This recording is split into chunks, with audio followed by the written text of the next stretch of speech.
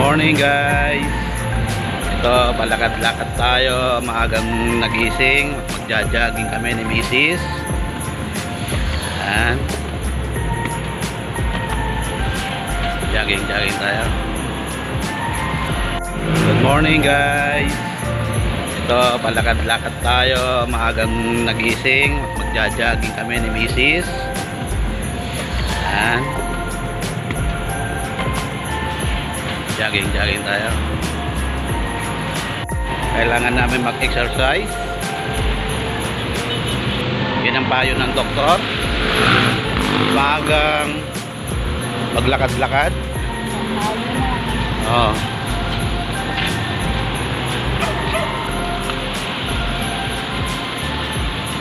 Jogging lang.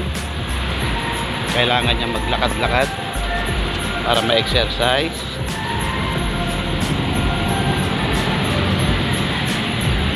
Si Kuya sa uban pa. Ha? Napaarawan si baby.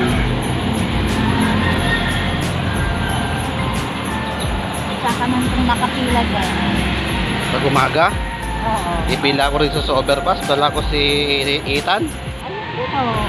Dito to. Napaarawan si So dito pa lang pag may mga baby, hindi ko na pang video yung si Kuya. Dito sila nagpapaaraw ng kanilang mga baby. So kailangan namin ulit lumabas at mag-exercise si Mrs. At malapit nang lalabas. Konting araw na lang lalabas ng baby, kaya ito kailangan siya mag-exercise. Ayan.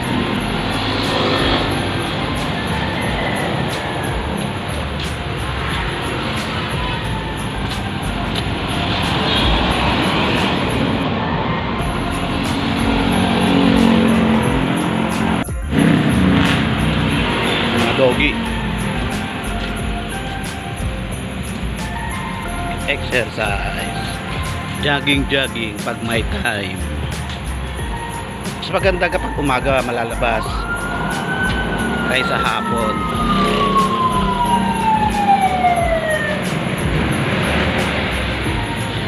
Okay ng doggy.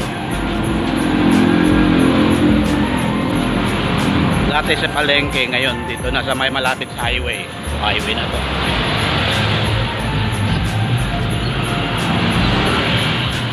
So dito kami ni Mrs. maglakad-lakad. Kahit alalay lang ang lakad niya, basta importante nakaka-exercise siya. Yun ang payo ng doktor. So dito dami pusa oh, pusa everywhere. So yun guys, pagod ang aking misis kalalakad. Yan yung mga building dito sa Makati oh. Diba tataas, wish, taas ng mga building oh. Dito muna tayo sa my park. Ito yung mga mini park nila. So tambay muna si Mrs. At napagod. Ito ang aming Evan. Nag-exercise na. So yun. Yun ang mga building ito. Hindi gaano matataas. Joke. Yeah. Taas mga building.